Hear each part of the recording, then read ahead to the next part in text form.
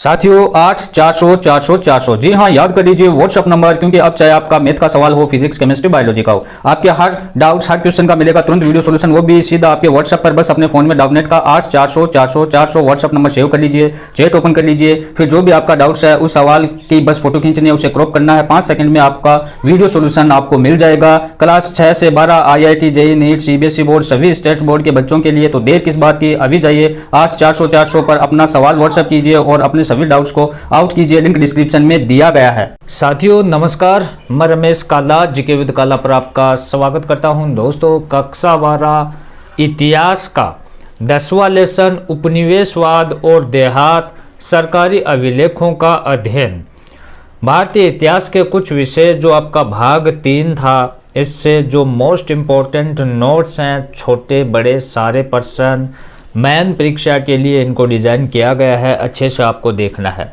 आपको पता है कि इतिहास को 2 तरीके से हमने करवा रखा है, एक तो फुल डिटेल से, दूसरा मोस्ट इम्पोर्टेंट क्वेश्चनों के माध्यम से मॉडल पेपर के जरिए उत्तर सहित हमने करवा रखी है। प्ले लिस्ट में जाकर देखोगे तो काफ़ी मैटर आपको मिलेगा। अगर इतिहास के आपको नोट्स चाहिए, बोर्ड परीक्षा के लिए आपको नोट्स चाहिए साथियों, तो आपको क्या करना है, इस चैनल को सब्सक्राइब करके बेल आइकन को प्रेस कर लेना है, और इस चैनल की कम्युनिटी में मैं डिटेल डालूंगा, तो वहाँ से आप चेक कर लें और नोट्स की PDF प्राप्त कर लें। तो उपनिवेशवाद और देहात 10 का पाठ है हमारा।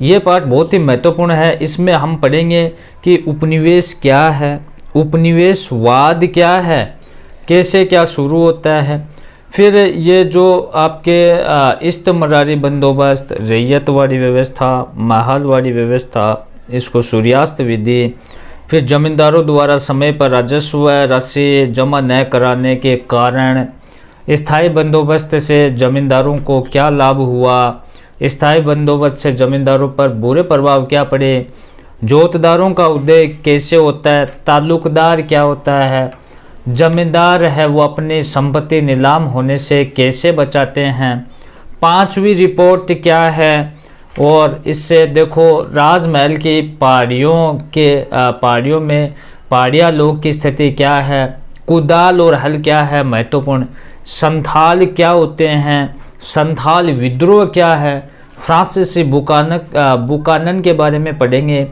देहात में विद्रोह जिसे बम्बई दक्कन विद्रोह कहा जाता है वो क्या है, नई राजस्व प्रणालियाँ और कौन कौन सी लगाई गई, राजस्व की मांग और किसान का कर्ज किस प्रकार से होता है, कपास में तेजी कैसे आती है, ऋण नहीं मिलता है तो वो क्या करते हैं अंग्रेज लोग, महत्वपूर्ण एक दंगा, आपका दंगा कौन सा, दक्कन दंगा आयोग 1875 क्या है, इसको डिटेल से पढ़ेंगे, स्थायी बंदोबस्त, रैयतवाड़ी व्यवस्था, महलवाड़ी व्यवस्था, इनके बारे में हम जानेंगे। तो ध्यान से इसको लास्ट तक आपको देख लेना है, और चैनल पर आप नए हैं तो चैनल को सब्सक्राइब करके बेल आइकन को प्रेस कर लें। जो 3 ये राजस्व व्यवस्था हैं मुख्य तौर पर, इनको पहले इनका जिक्र कर लेते हैं हम, उसके बाद इस टॉपिक को पढ़ते हैं।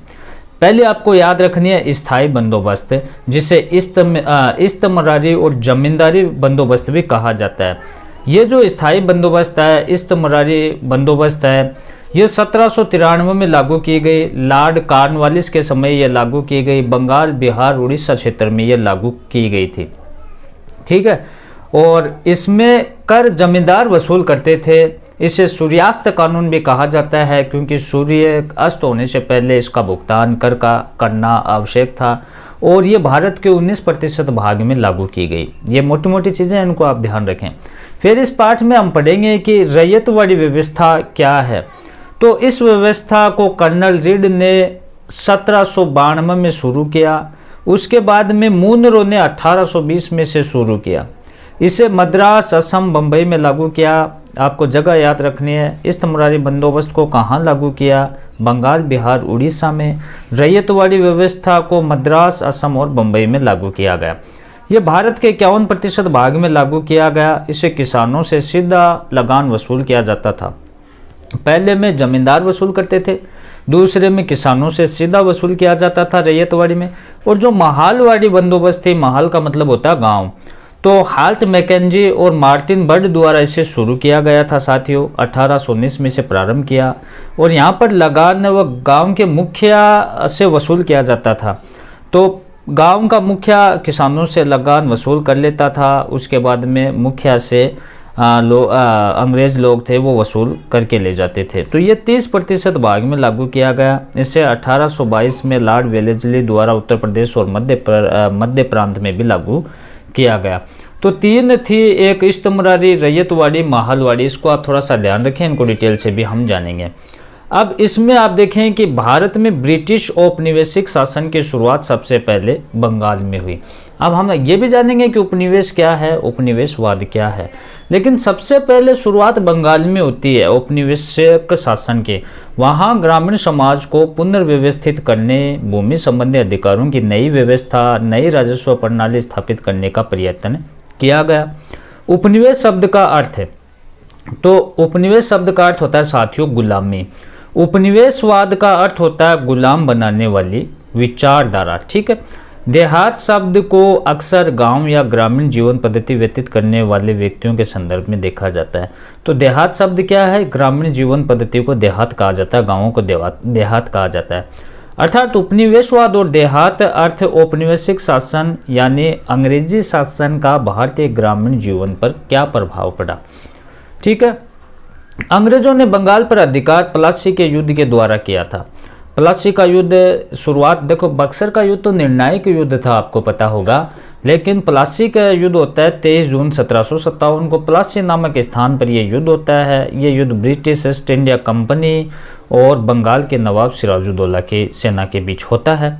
ईस्ट इंडिया कंपनी की सेना का नेतृत्व रॉबर्ट क्लाइव के कर रहे थे और बंगाल के नवाब सिराजुद्दौला की शाही सेना को उन्होंने रॉबर्ट क्लाइव ने हरा दिया। इस प्रकार अंग्रेजों के अधीन आने वाला भारत का सबसे पहला क्षेत्र बंगाल बना। तो ये प्लासी का युद्ध आपको याद रखना है। बंगाल पर विजय होने के बाद अंग्रेजों ने कर मतलब टैक्स वसूलने की व्यवस्था अपनाई। अंग्रेजों के समय काल में मुख्य रूप से 3 प्रकार की कर व्यवस्थाएं थी। एक थी इस्तमरारी बंदोबस्त, जिसे जमींदारी बंदोबस्त, स्थायी बंदोबस्त भी कहा जाता है, 1793 में लागू की जाती है। 1793 में बंगाल में इस्तमरारी बंदोबस्त लागू किया गया। इसमें जमींदार द्वारा राजस्व की एक निश्चित राशि ईस्ट इंडिया कंपनी को जमा करानी होती थी। जमींदार के नीचे 400 गांव तक होते थे। बंगाल, बिहार, उड़ीसा, उत्तर प्रदेश, बनारस, उत्तर कर्नाटक के लगभग भूभाग के लगभग 19% भूभाग में स्थायी बंदोबस्त को लागू किया गया। जमींदार ये निर्धारित करता था कि भिन्न भिन्न गांवों से राजस्व की कितनी कितनी मांग पूरी करनी होगी और फिर जमींदार उन गांवों को निर्धारित राशि इकट्ठी करता था। तो इसमें जमींदार होता था वो राजस्व इकट्ठा करता था। जमींदार से ये अपेक्षा की जाती थी कि वह कंपनी को नियमित रूप से राशि अदा करेगा। जो जमींदार समय पर राजस्व अदा नहीं करते थे उनकी जमींदारियां नीलाम कर दी जाती थी। उसके बाद रैयतवाड़ी व्यवस्था 1792 में ये व्यवस्था असम, मद्रास, बम्बई के प्रांतों में लागू किया गया, जो औपनिवेशिक भारत के भूमि का 51% भाग था।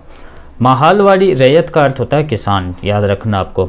माहलवाड़ी व्यवस्था 1822 में ये व्यवस्था उत्तर प्रदेश के मध्य प्रांत पंजाब में लागू किया गया और जो अपने औपनिवेशिक भारत की भूमि का 30% लगभग भाग पर था।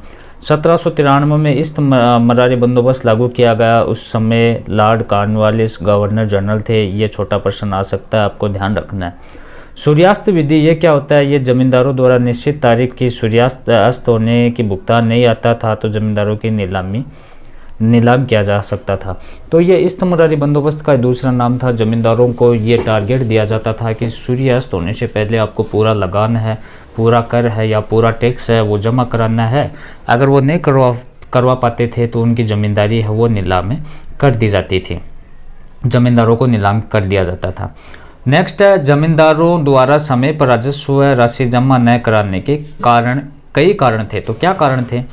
प्रारंभिक मांगें बहुत ऊंची थी। तो पहली बात तो है कि उनकी मांग बहुत ऊंची थी। ये मांग 1790 के दशक में लागू की गई थी जब कृषि की उपज की कीमतें नीची थी। इनकी शक्ति राजस्व इकट्ठा करने उसके प्रबंध तक सीमित था। इस्तमरारी बंदोबस्त लागू होने के बाद 75% से अधिक जमींदारियां नीलाम की गई।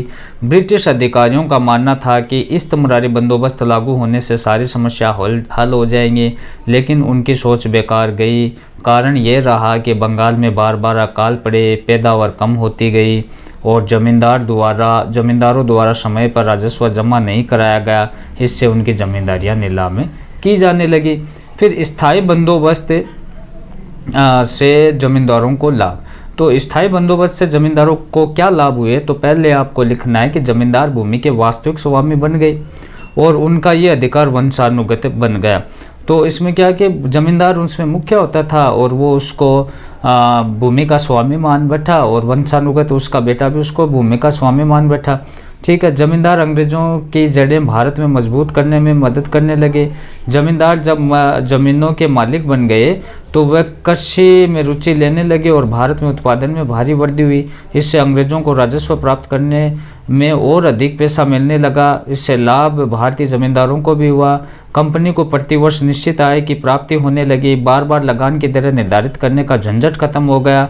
अब स्थायी बंदोबस्त के बुरे प्रभाव क्या पड़े, तो जमींदार किसानों का बेरहमी से शोषण करने लगे। साथियों, किसानों का ज़मीन पर कोई हक नहीं रहा, वह सिर्फ ज़मीन पर मजदूर बनकर रह गए। लगान की दरें बहुत अधिक थी, वह दिनों दिन गरीब होते चले गए। किसानों के पास अपनी ज़मीन बचाने के लिए कोई कानूनी अधिकार भी नहीं रह गया। फिर जोतदारों का उदय किस प्रकार से हुआ, तो गाँवों में जोतदार के एक नए वर्ग का उदय हो गया। ये धनी किसानों से बना हुआ था। ये धनी किसान गाँवों में रहते थे और गरीब किसानों पर अपना नियंत्रण रखते थे और ये जमींदार द्वारा लगान बढ़ाने का प्रतिरोध करते थे। जमींदारी अधिकारियों को अपने कर्तव्यों का पालन करने से वो रोकते थे। उत्तरी बंगाल में जोतदारों की ताकत बहुत बढ़ गई थी। जोतदार होते हैं जो अमीर किसान होते हैं, उनके लिए ये शब्द काम में लिया गया। तो जमींदार की संपदा नीलाम होने पर कई बार जोतदार ही उसे खरीद लेते थे।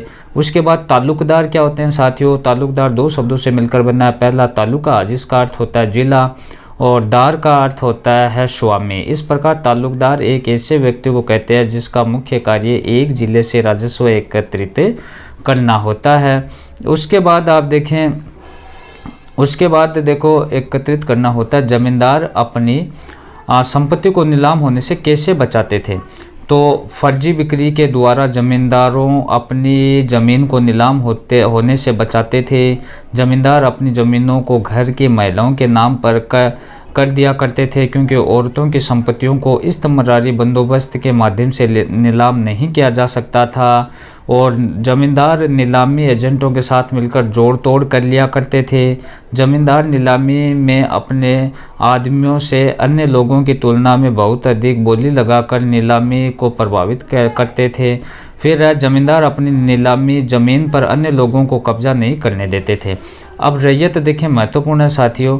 रैयत का अर्थ होता है किसान।